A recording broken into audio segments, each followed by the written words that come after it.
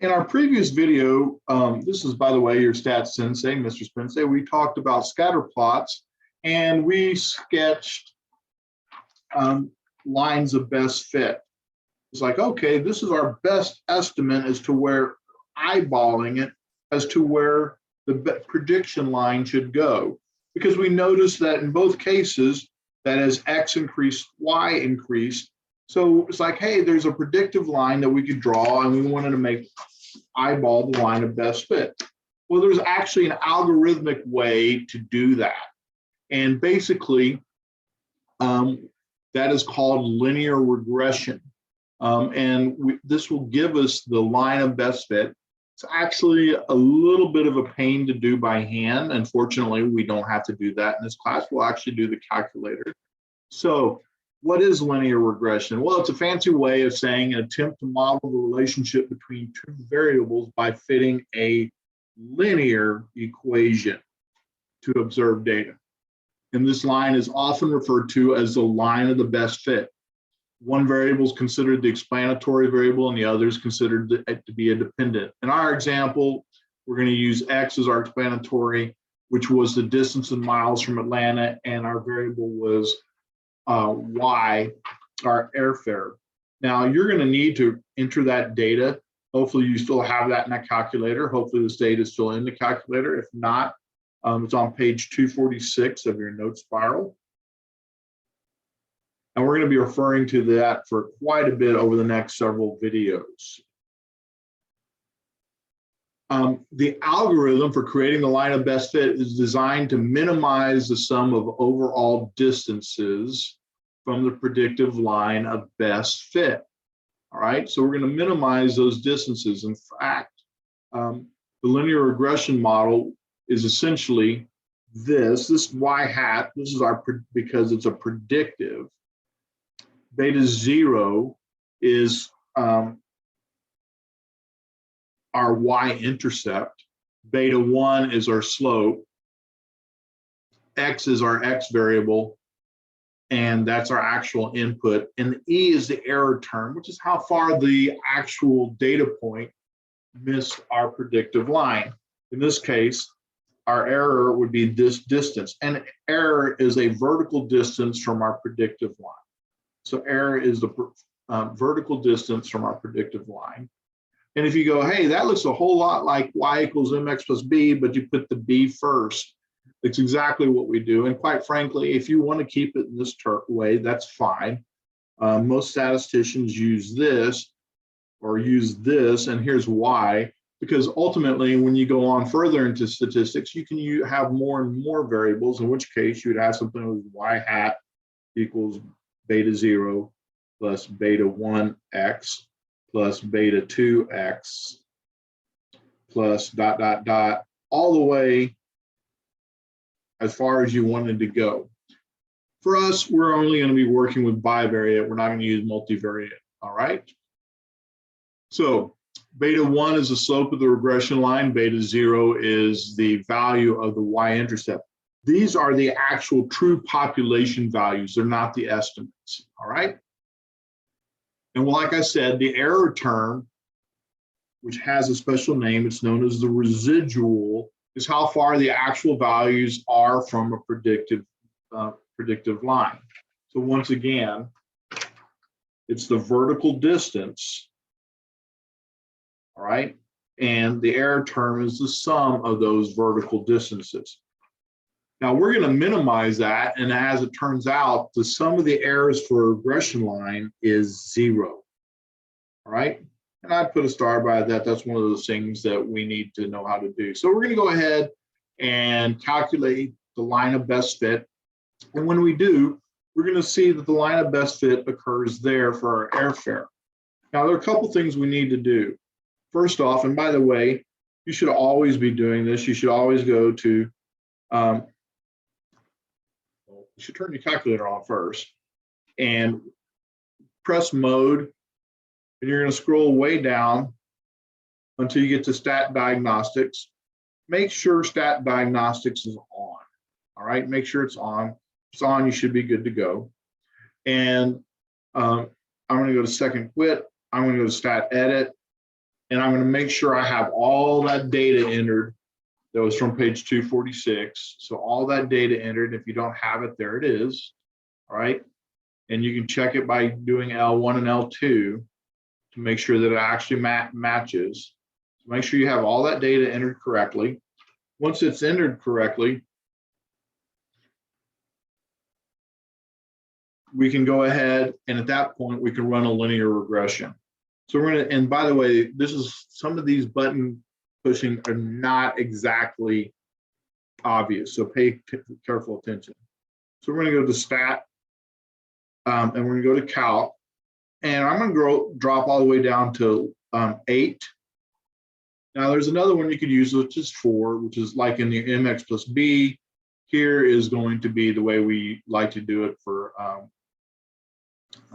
statistics, but either one is fine. So you could use either number 4 or number 8. My X list, which happens to be my distance, is an L1. My Y list is an L2, second 2.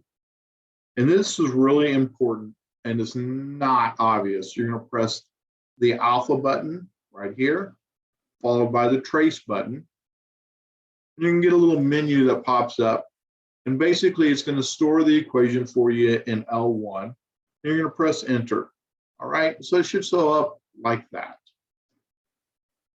And at that point, I should be able to press zoom 9. And since I already had done the stat plot, I should have gotten this equation, my equation should have shown up, and it didn't. So let's see what happened here. Stat, calc,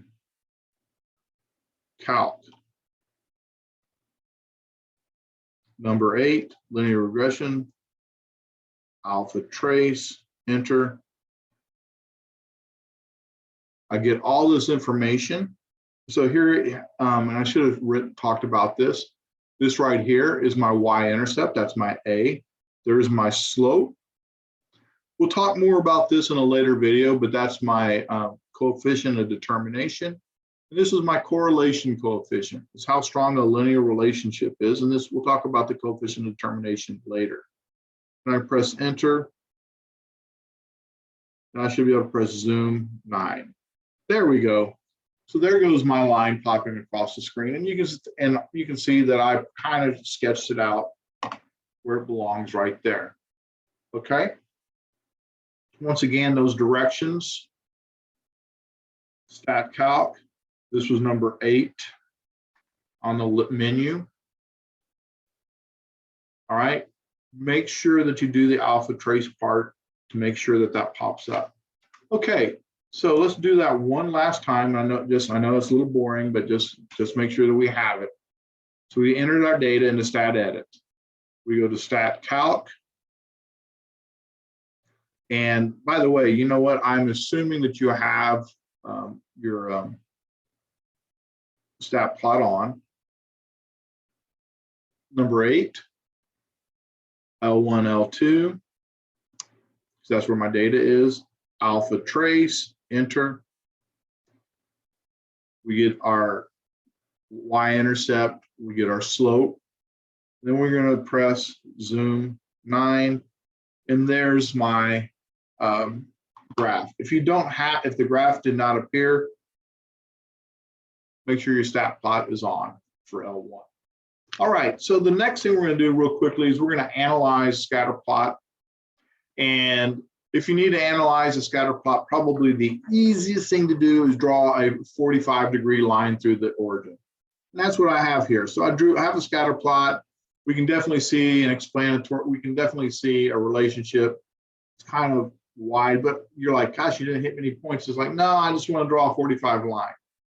Here's how you analyze it. If the majority of the points are below the line, the explanatory variable tends to be larger than the response variable. So we're saying X tends to be greater than Y. On the other hand, if the majority of the points are above the line, now not all of them are above it, but the majority are, then the explanatory variable, the X, tends to be less than the response variable. All right. So let's take a look at an AP question. In a recent survey, high school students and their parents were asked to rate 60 recently released movies. The ratings were on a scale from 1 to 9, where 1 was horrible and 9 was excellent for each movie. The average rating by the students and the average rating by their parents was calculated, and the scatter plot below was constructed. The horizontal axis represents the student's rating, and the vertical axis represents the parent rating. Thus, an individual data point would represent the rating of a single movie. Well, it says which of the following is, the question is, which of the following is justified by the scatter plot? So we have right here the student rating, see the parent rating. We actually have a little bit of a curve, but we definitely see some relationship. And I'm going to sit there and follow my own advice and draw a 45-degree line through this. I'm going to use a ruler so it looks prettier. But so here's my 45-degree line. All right. What I notice is the majority of the points are below the line. The majority of the points are below the line, which means my X tends to be greater than my Y, which means my student rating tends to be greater than my parent rating. All right. So in general, my student rating tends to be greater than my parent rating. And while I did not give you this as advice, I can look at this and go, you know what? There tends to be a relationship. Maybe it's there, maybe it's here. There tends to be, I can go, you know what? Yeah, it's somewhat predictive. As the student rating goes up, the parent rating tends to go up. So there tends to be a linear relationship of some sort. Maybe it's not perfect, but it tends to be something there. And so the movies that the student likes best, the parents tended to like. Well, that's true. All right. But the students tended to give lower scores. And we said, no, the student rating tends to be higher. So that's false. The movies that the students like best, also tend to be the parents like the best. Well, that part is true. But the students tended to give higher scores. Student rating was higher than the parent rating. So that's our answer for that. And you can see just going, hey, if I draw a line and the dots are below it, the X is greater than the Y, all right? So that's what that was for. All right, so in this video, we analyzed scatter plot very briefly, and we also learned how to draw the regression line. And remember, when we draw the regression line, we are minimizing the sum of the errors. Matter of fact, the sum of the errors will equal 0. And these distances are known as residuals. And we're going to learn in the next video how to create a residual plot.